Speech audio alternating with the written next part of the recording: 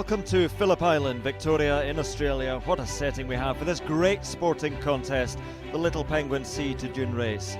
Nervous moments always as they gather on the beach, the tension mounting, and away they go. There's the defending champion, wearing his familiar navy blue and white, great waddling style. Another pre-race favourite though, losing touch with the pack. Maybe that's why. A few too many fish in the day's feeding.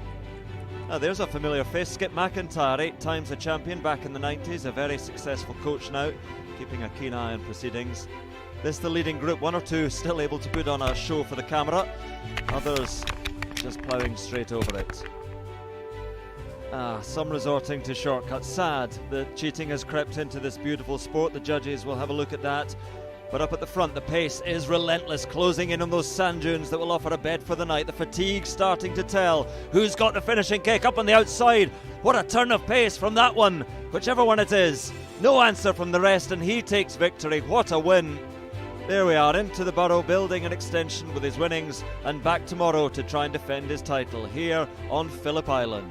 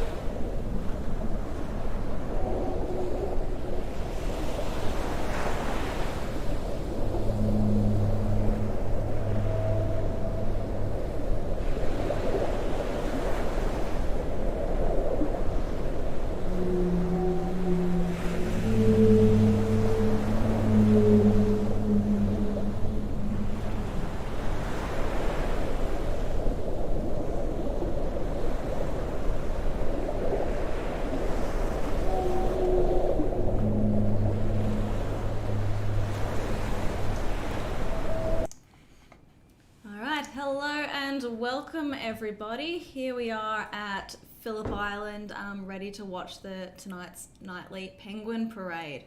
And just look at that beautiful full moon we've got today. So I'm expecting that penguins will be a little bit late, just like they were last night. So my name is Vivian, and we have got Ranger Tom with us tonight. Do you want to come in and tell us what you're up to? Hi guys, welcome everyone, all the regulars, any newbies watching. 400 and, I'm not sure you remember the number, hang on. It's a bit like that in lockdown, isn't it? 464 penguins last night, so the numbers have been dropping a bit. It could go up again tonight, who knows? It is a natural event. I'll be keeping an eye on the Facebook feed. Any interesting questions we'll pass on. We can't get to everyone, unfortunately, but we'll see how we go. Have a good night. All right, thanks, Tom. All right, so yes, please pass forward all of your questions to Tom, and he's pretty good at picking the more interesting questions as well, so throw us any hard ones that you've got.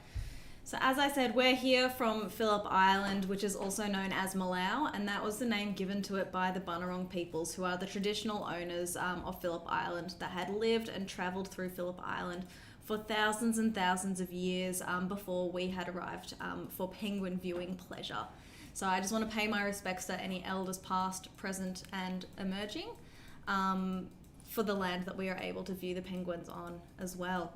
And so for anyone who's viewing for the first time tonight, let us know where you're from, and if you don't know the traditional owners of the land you're on, maybe have a look at it and let us know that one too.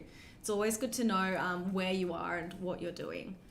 Now, I've been looking for rafts while we've been waiting, and I haven't been able to see any, even though it is really flat up out there. So right now the penguins are out there forming their rafts, which is what we call a group of penguins as they get ready to come in each night. So these penguins are the smallest species of penguin. They are only 30 centimeters tall, which is about a foot. They weigh only a kilo. Being so small, it is very easy for them to be mistaken, well, maybe not mistaken, but being taken as food. So they want to cross the beach in the safety of numbers and the safety of darkness as well, because all of those predators will go to bed as it gets dark. And in these rafts, they're all chatting away to each other, making their little huck sound, which you may have seen some people mentioning in the comments. Kind of sounds like a duck quacking, and they're going, huck, huck. And that is going, hey guys, come with me. Please don't make me cross the beach all by myself. It's really scary out there. And as I zoom out, you can really have a look of what we've got going on. So we've got a low tide at the moment. So the penguins have quite a bit of beach to cross. And although the predators have gone to bed, the penguins aren't quite that trustworthy. So they're still a little bit nervous about what's happening, and they want to make sure that there's no one around. And so it's still not that dark just yet. So I think we've still probably got a little bit of time. Last night they came in at 22 past 6, which was quite late. I was yammering on for ages before we saw them. So I expect tonight we'll probably have something similar with this full moon. So the moons and the tides definitely affect our penguins. The moon obviously is really bright tonight, and that makes it seem like the sun has set a little bit later because they really do want it to be a certain darkness before they come on in. And then the low tide as well. So everything is pointing at making the penguins late. When it's a low tide, it means they've got a longer area to cross. So these penguins have got these beautiful dark blue feathers on their back. And they're crossing the beach, which is a light coloured surface. So they're very exposed and very visible, unlike when they're in the water where they're nice and well camouflaged by the ocean, or on land when they've got all this beautiful vegetation to hide them in. But lucky for the penguins, we have put the camera in the best spot, obviously. We've put it over by Penguins Plus over a highway, and that is because all of these rocks, this basalt rock you can see on the right hand side, all of this provides extra camouflage for the penguins, which means we tend to get a lot more penguins on this side, as well as for the penguins that go up the hill, which we'll see a little bit sooner. So it does mean the first penguins we get usually come down here, and we do tend to get more of them.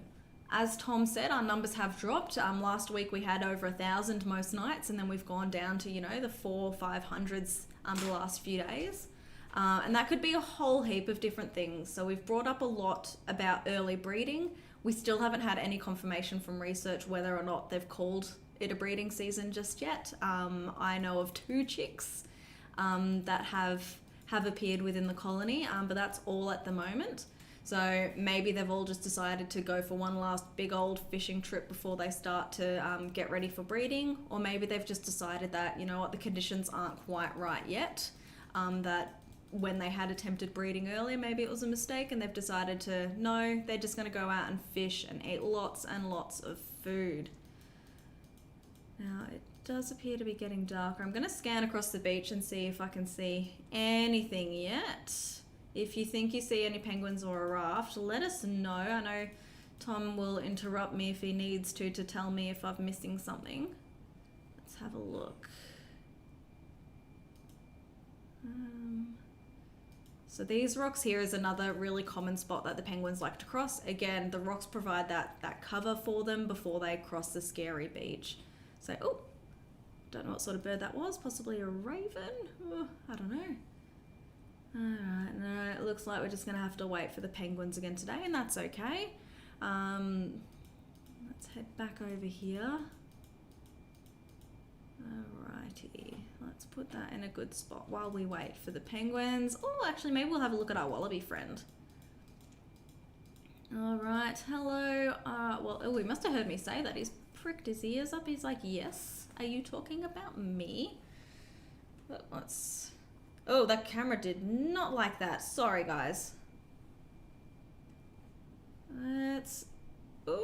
Alright. So, wallabies are a common friend that we have here on the island. This is one of our gorgeous swamp wallabies, and wallabies enjoying some dinner before he heads off for the night. And there's a couple of them that hang around this part of the parade every single night, keeping us company before the penguins arrive. Now, wallabies and kangaroos are most active at dusk and dawn, and that is just because that's when it's not too hot, although not so much of a problem in winter at Phillip Island, but also not dark. So it means they can get all of their food, have all of their food that they need to have without having to suffer in the really hot parts of the day in other parts of Australia, which gives us a bit of a pre-penguin show, which is very generous of them to do. Now, these wallabies are quite special as well, because you may have heard that kangaroos and wallabies can have 3 babies at once. So they can have little tiny embryo, they can have their little developing pouch young, and then their teenager who's hanging around still a little bit too long. So these guys, they can actually be pregnant their entire lives. So right before they give birth to that little jelly bean that stays in the pouch, they mate and develop that new embryo. So they'll have the two little tiny embryos at once for just a couple of days overlap. So these poor wallabies are pregnant their entire lives once they've reached sexual maturity. And besides the type of hair, they're the only animal we know that does that, which is really fascinating. I do not envy them, but I guess the wallabies do have it lucky for the fact that they don't have to give birth to, giant watermelons like we do. They get to give birth to their little tiny jelly beans, which is a lot easier, I'd imagine.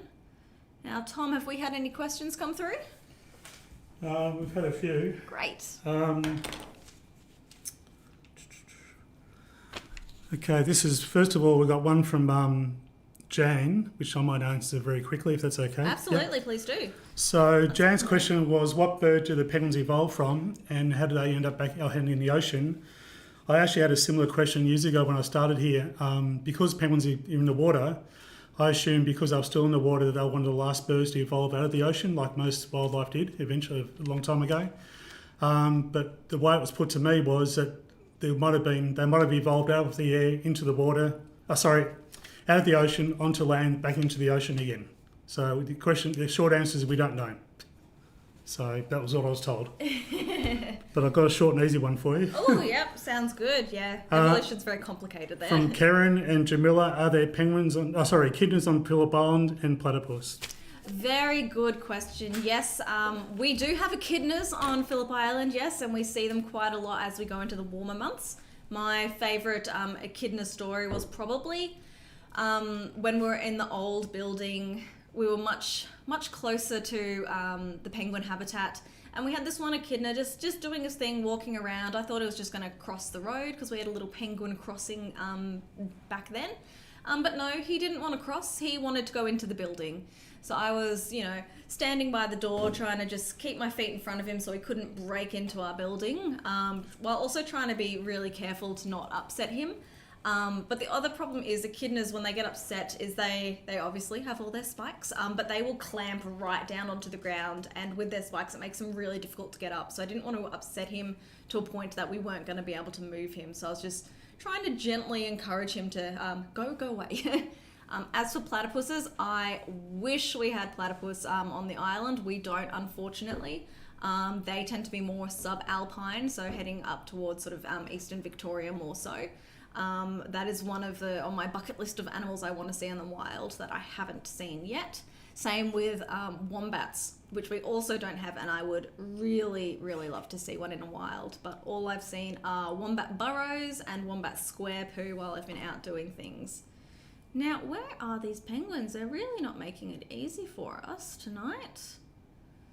Alright, let's try for rafts. I don't even think there's any point attempting to see a raft with the glare from that moon. That's making it really difficult, which is exactly why they're taking their time tonight. Have we heard anything from the beach yet? No, so they haven't even started Water's Edge just yet. That's alright. So there was one other thing I wanted to chat about today as well, which is we talk a lot about animals on the stream. Obviously, the penguins are beautiful, and so are the bandicoots, the wallabies, geese. We can go on all day, but at nature parks, we don't just look after the animals. We also are taking really good care of the environment. And again, not just the environment because of the animals, but we have got a plant called the crimson berry, which is just a small bush with these beautiful bright pink red berries on it, and they're actually a vulnerable species of plant that we have got in a few areas of Victoria, but also here on Phillip Island. And I was looking through one of our work things, and they had actually just recently, probably right before in between lockdowns, built some new wallaby-proof fencing around some of this area. So we've got a little part which has got, I think, like 30 to 40 of these crimson berry plants in it. And the wallabies and geese, I'm sure, are all over it and making it really hard for these plants to spread. So the greatest threat that this crimson berry faces is, is that a penguin? I'm going to come back to the berries because I think it's really cool, but it is 2 penguins. 3 penguins. Okay. Here we go. The greatest threat that these berries face is having trouble with recruitment, which basically means that they're having trouble spreading out. So the ones that we've got here is they're so isolated that they're actually starting to inbreed to the point that they're becoming less fertile, which is, you know, a huge problem, as you could imagine. But we also don't have enough natural seed dispersal birds around for them. They have been possibly pushed out by other species of birds. Thanks, Sally. Awesome. And just not enough space. So they're living on these cliffs, which have... my penguins have left me. They're living on these cliffs, which have been overrun by a whole heap of different plants and taking the opportunities away from them. So that's, you know, we focus a lot on the animals and trying to protect them, but we are also working really hard on this crimson berry to try to get them to coming back up. I know loads of places have tried different propagation techniques that haven't really been successful with this, so it's not like we can just plant a bunch of new ones. We really need to work with what we've got, and hopefully this fence will provide them with some space away from wallabies where they can start really starting to spread a little bit more. So I would, you know, if you've got a chance later, you can have a look and just Google the crimson berry. It comes straight up. I had a look just before I started to check, and you can see the photos of this just beautiful bush. And they, when they flower, they've got these like your bluebell sort of shaped flowers that are white, and they're just covered. So they're a really pretty little plant that we're working on looking after here as well. And that is one of the projects that have been funded by the Penguin Foundation. That's sort of the charity part of our organisation, which looks after our daily conservation works and protects our penguins and helps us manage 20% of Phillip Island. So when hopefully you're able to come visit us again, we are so excited to have you guys back. All of the profits from your ticket sales and souvenirs, it goes directly towards the Penguin Foundation and looks after the penguins, the wallabies, these berries, the wallabies, I meant to say bandicoots, but yes, the wallabies in effect are looked after as well because they're living on the land that we're protecting. And if you can't come and visit us anytime soon, maybe not because of lockdown, but maybe you're overseas or in a different state, but you would still like to help support our conservation efforts, you can adopt a penguin or a bandicoot or a koala through the Penguin Foundation, or just make a donation, and the link is in the description on both YouTube and Facebook if you were wanting to do that one. It's just something small you can do to help us out. We are a completely visitor funded organisation, so everything that we get to protect the penguins is thanks to you guys. We have had a little bit of help because of obviously the pandemic means we're not getting the visitation we usually would, but besides that, really, we wouldn't exist. The penguins probably would have gone extinct off Phillip Island long ago if it wasn't for people like you wanting to come visit us and join our little penguins here. You can just see how uncomfortable these guys are with the moon right now. I've got the 3 of them that I've been following for a little while, and they are just not going anywhere. I haven't seen any more that I've not paid attention to, have we? No, it's really just the 3 of them through here. So when we have lower numbers as we do through winter, our raft sizes get smaller. So if you watched our streams a few weeks ago, you would have seen the first group would have been quite a large group of penguins, whereas here last night the first group was like 30, and tonight we're starting with, well, 3, but I'm sure we'll have some more join them before they cross the beach. And that's also going to affect the sort of how long after sunset they come in, because with only 3 penguins, it's way scarier to cross this beach, because they, if there is a predator still around and there's only 3 of them here, there's a much larger chance that predator's going to go, you know what, I can take you, compared to if there was a group of 30, 40 or 100 penguins crossing the beach at once. They're much less likely to be taken by a predator if they're in a large group. So they're probably there chatting away, doing their hucking, still going, huck, huck, please guys, where are the rest of you? Don't make me do this, come on. That moon is really not helping with my focus. Oh dear, oh dear. Bonus is, if you guys like to play at home and counting the penguins as they cross the beach, this is an easy group to count. So, you want to put in your guesses for how many penguins are going to cross with this group. I don't have any chocolate bars for you if you're right, because if they can't cross right away, I'm going to have to give out a lot of chocolate bars if you do. No, they've changed their mind. They're so unsure tonight. And you can see from their body language, like they're hunched right over, so they're quite flat on the ground because they are so nervous. And although they are very exposed, like I said, that they're very visible because they are dark on the light coloured sand, they're so easy to see. They hope amongst hope that being flat on the ground, they're not going to be as visible. Oh, they're going for it. I think they're sick of waiting at this point. All right, here you go. Look at them go. And you can see the little trail of footprints. Oh, yeah, here we go. I've said that like 3 times, sorry. Once they get halfway, that is when they call the start, although there may have been some other penguins at a different part of the beach that may have crossed. But once they get almost just over halfway, they start to do their little sprint because they're like, oh, there's no turning back now. They're like, I'm here, I can't turn back, I can't go back to the water, I've got to go. So let's head over, see if we can follow them past the bushes here. Alright, so anyone who wasn't able to count that group of penguins as it crossed, please go get your eyes checked because that was a very easy group. I don't think Sally's even going to bother telling us how many crossed in that group. And we do have Sally and Paul. Paul, lucky again with us tonight, counting the penguins as they cross. They have just disappeared behind the bushes. Come on, guys. Here they go. No other penguins in that corner, not yet. Here we go.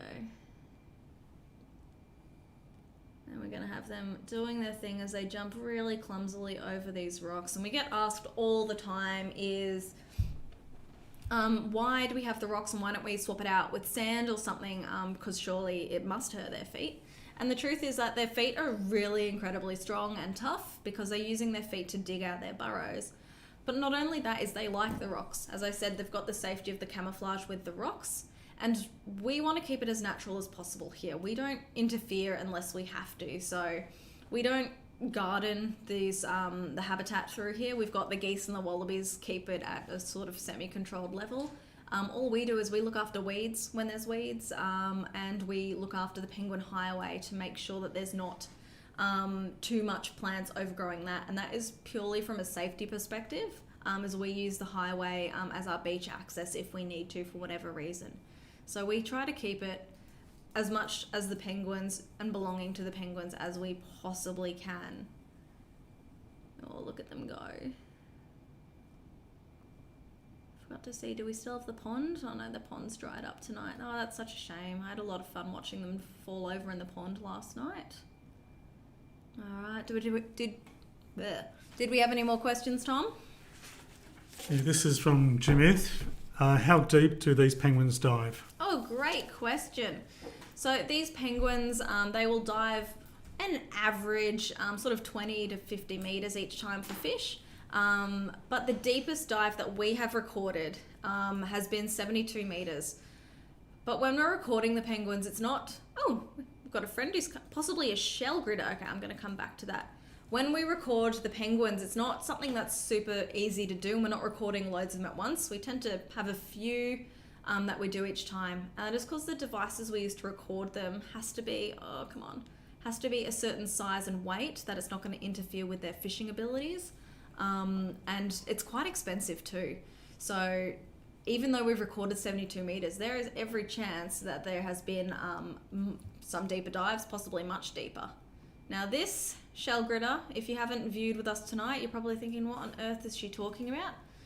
A shell gridder means this is a female penguin and she is probably days away from laying an egg. So these very selfish, these very selfless penguins will give the calcium from their very bodies, from their bones, to make the hard shell for the penguin's eggs. And they do this in the last couple of days before laying, because who wants to hold a giant penguin egg all hard in their body? And because of that, she is a bit calcium deficient herself now. So you can see that she's, actually that was a really good example of that. You can see that she's picking up little bits of shell to get the calcium from that shell back into her body. And so she's just looking around at the beach, finding all the bits of crushed up shell. I think the bit she had just before was probably a little bit too big. Oh, there we go.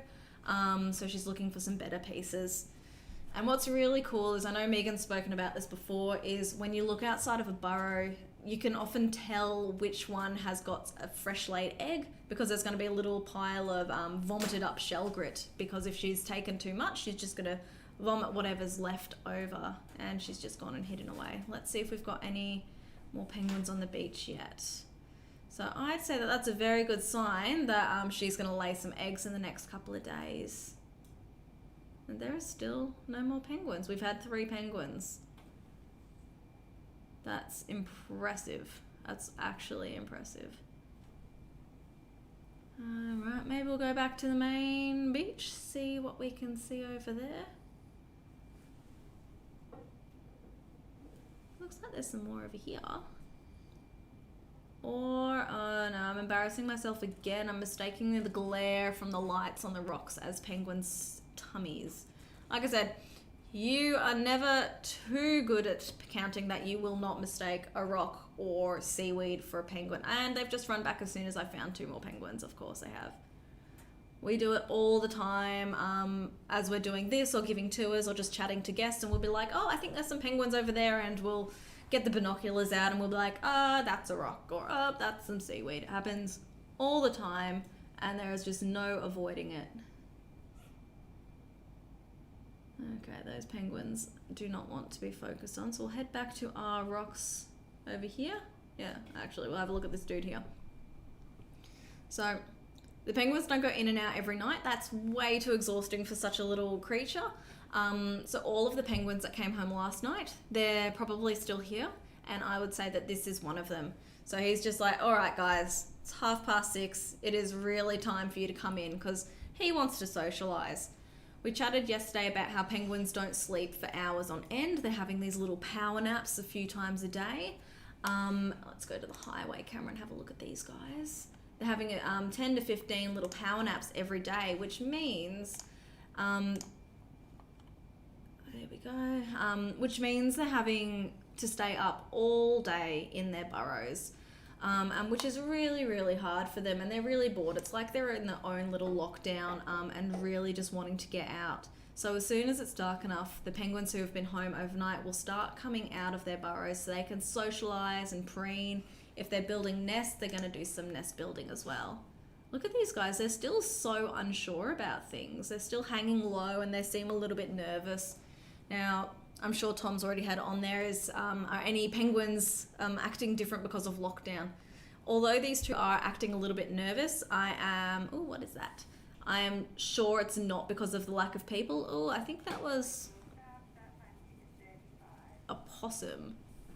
Was that a start time? Yep. Oh my gosh. Okay, so I was sure that some penguins had started on a different part of the beach.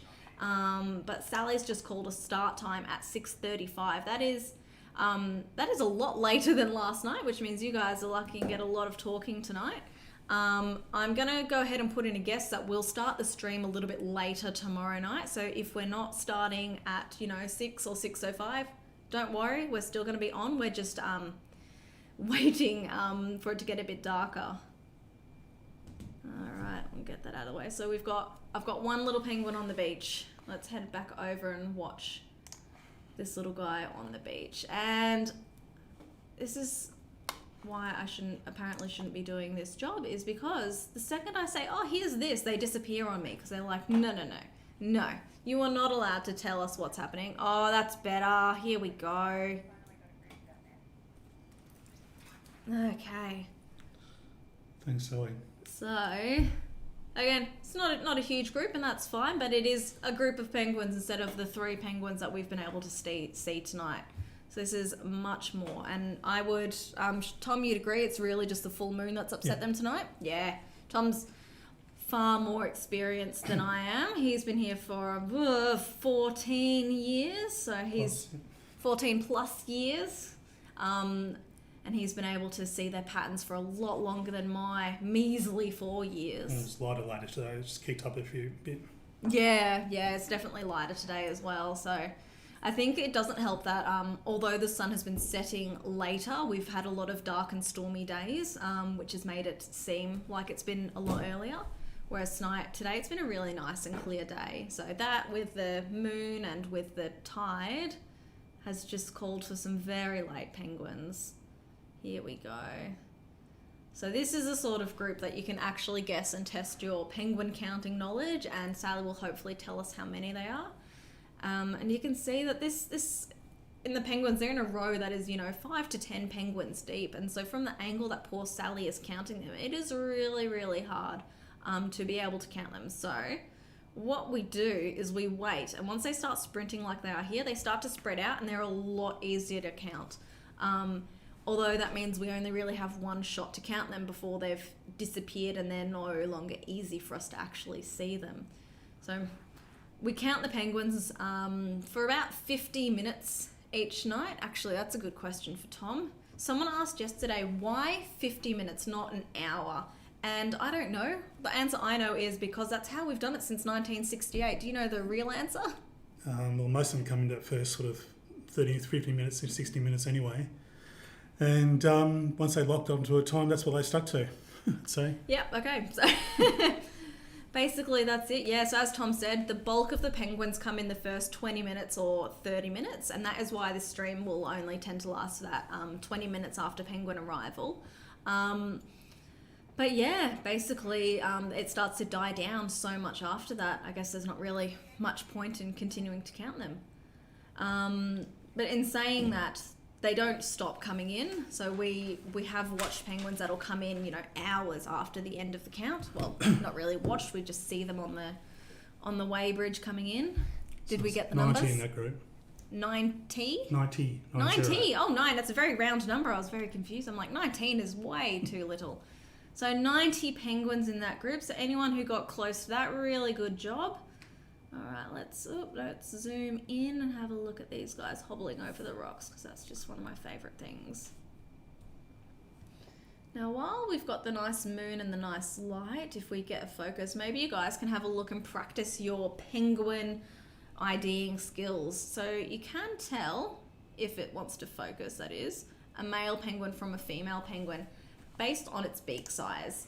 And the difference is really, it's millimeters, so not even millimeters, it's less than millimeters, so don't worry if you're struggling to see. But basically the male penguin's beak is slightly thicker, there we go, on the highway, slightly thicker than the female's beak. And I am literally talking millimeters, so 13.7 millimeters is the cutoff here. And so bigger than that is a female, is a male, and smaller than that is a female. And the males will have a bit of a hook on the end too. So if we get this angle, you can kind of see them as they walk past. You can kind of go, oh, that first one was a boy, that one, or could have gone either way. I'd need to get the calipers out to have a measure of that one. And there's my groups disappeared on me, so we'll go back to the other camera and see if we can see any other obvious boy or girl penguins going through here, because it's quite a fun game to just go, yep, that's a boy, that's a boy, that's a girl. I think it's a fun game. Maybe I'm just weird like that. Like, I'd say the penguin on the very right here is a male penguin, and the penguin on the front left right now would be a female penguin. But again, I'm going off a very blurry screen, so it's really tricky to tell. So I could be completely wrong, but just hazarding a guess. And again, I'd say the one on the left now coming through and interrupting this group is probably another female. Yeah. And so that's basically it for the way that you can tell by looking at them. You can, back to the highway. You can tell by their behavior as well. So obviously, if we've got them going backwards and going to the beach and eating shells, it's a female, because she's eating that little bits of shell grip for her egg, and the males just aren't going to do that. Alright, now we've got a really good range of penguins in here. We've got some really fat penguins, which is great. Fat penguins are healthy penguins. That's really what we want to see. And look at this guy. Oh no, he's just stopped. He's like obsessed with his reflection right now. Now in the underground here, it is a window. It's not a mirror. So the penguins can see in, as you can see a little bit. And they will sometimes watch people. They don't just look at their own reflection, that's it. Although they do seem to do quite a lot of that. Is they will very regularly look at a person, which is quite interesting. I think they're saying to each other or themselves, what is that funny little penguin doing? I swear yesterday those penguins looked a lot different. That's probably not it at all, but I like to make up little stories about what the penguins are doing. Let's look at all these penguin bums as they waddle back towards their homes. Alright, while we watch them, I'm gonna have a quick scan over to the beach with the other camera. So as we have the slower days where it does take the penguins a little bit longer to come in, we also have them a bit of a larger gap in the groups as well. So although that first, we had a gap between the first 3 and then the next, 90 of them, we will also have a bigger gap between the next group that comes in all likelihood as well, which is fine. It's totally normal. It doesn't mean it's over. It just means the penguins are waiting for the next group of penguins to come join them. And when I watch them in the highway, I always like to look for a little silver band on their wing. Back in 2002, that's when we stopped using wing bands. So it was a little metal silver clip on their right wing, so at the left side of the screen it would be. And that's what we use to identify them. But nowadays we use a little microchip. So the same microchip if you've got a pet cat or a dog at home would have. It's just a little tiny microchip that goes in the back of their neck, so we can scan them to ID. And so we changed from the metal tag because we found out that the metal tag was having a slight impact on the penguins' feeding behaviours and behaviours in the water. And it was a very small impact, but it was still an impact. So we decided to move over to those internal microchips. And when I first started here, that 4 years ago, we'd see probably a few penguins every night, or at least every couple of nights, with those silver bands on the wings. And we'd go, yep, that is a pensioner penguin. He is at least X years old. I think it was 17 back then, but I don't feel like doing math right now. And basically we started seeing them less and less, especially over the last couple of years as they've reached sort of the end of their average lifespan. And so for penguins, their average across everywhere tends to be sort of 7 or 8 years. But they can very easily live, for 11, 16, with the oldest we've ever seen being 26 years old. So it's always really exciting when we see one of those penguins with a wing, with a banded on its wing. I saw one just a little while ago over near the main stand that still had a band on it, and I basically went on the radio and went, anyone who's not busy, do you want to come see one of our pensioner penguins? Because it'd just been so long since I'd seen one. I was super excited, so I was very keen to share that with anyone who was able to come have a look with me. Next time I'm back on the stands, I'm going to go see if he's still hanging around. We're 21 minutes after Water's Edge and 31 after the streaming started. Just so you know. Yeah, so usually we do sort of 20 minutes, but with the penguins tonight, we might go for a little bit longer. So do we have any more questions, Tom? This is from Kohilo. How many types of penguins are there? How many types of penguins are there? Very good question. And this is a funny one because it does change sometimes. So we say there are 19 species of penguins, although it used to be 18. And what happens is, as the penguins have moved away from each other and are on different land areas, so say Australia, New Zealand, but that's not the example, is say maybe one day these little penguins here on Australia and then the little penguins in New Zealand, they might one day, because they haven't been able to interbreed with each other anymore, they might become a separate species, and so we may end up with 20 species of penguins instead of 19 at one point, just because of that separation. And so we see that happening quite a lot with a lot of different animals, is they've just been separated for so long that they are no longer the same species, which is really exciting. So that's why sometimes you might hear someone say there's 18 species of penguins or 19. It's just because it depends on where you're up to on the research and how ahead you are and of what's happening, because it just changes all the time and it makes it very confusing for us. That's a really good question. Oh, you can see all the little footprints behind them. Look at them go. I'm just going to follow these guys. As it gets darker, they get so much more confident because they're like, you know what? Those silly predators really should be in bed by now. So I'm pretty sure I'm safe to cross, so they no longer need to be really slow and really careful. They can just head over, be nice and brave, and just go straight home. All right. Any more questions, Tom? No more questions? Oh, I find that. All right. What sort of question do I want to make up? What's one of my favourite questions is, how do they build their houses? Okay, I'm going to pretend that a guest on the page named Bob has asked that question, and Bob's 5 because I like the questions from the kids. So Bob, great question. Pat yourself on the back. Brilliant job. Like I said before, the penguins make their burrows using their feet. So I'm just going to move over and see if I can get a good shot of a natural burrow over here. So all along this vegetation that I'm looking over now is a bunch of different natural burrows. And so the penguins are going to choose a spot where there's lots of vegetation around that they can dig underneath. And that vegetation is going to keep that burrow nice and stable. Here's a good spot with a box and a burrow, but no penguins. So that's not such a great spot after all. Where it's going to keep it nice and stable, but it's also going to insulate it from the weather, which is really important as we get into the warmer months too. Is that a penguin or a rock? It's another rock. I need to stop doing that. We'll go have a look at the wallaby instead. That's a good idea. And so that's why we've got boxes in some areas. So the boxes have been placed in areas where the penguins either can't dig because the ground is so hard from either roads or buildings or just a lack of different vegetation, because a lot of Phillip Island was cleared for farm work years and years ago. So in a lot of places like here, we're on the cliff, so it's probably not, maybe it's not super firm, but it might be, I'm not too sure. But it's also not enough vegetation around for the penguins to dig underneath. So these boxes have just been plonked straight down onto these areas for the penguins to find a good spot to be able to live. And the penguins love these boxes. Penguins are lazy. If they don't have to build their own home, they will move into a box. And if they move into a box that someone else lives in and get kicked out, they might try another box. Or maybe they'll try a burrow that they hope no one's living in, or might take them a while when they're juvenile to be able to find a first home. Alright.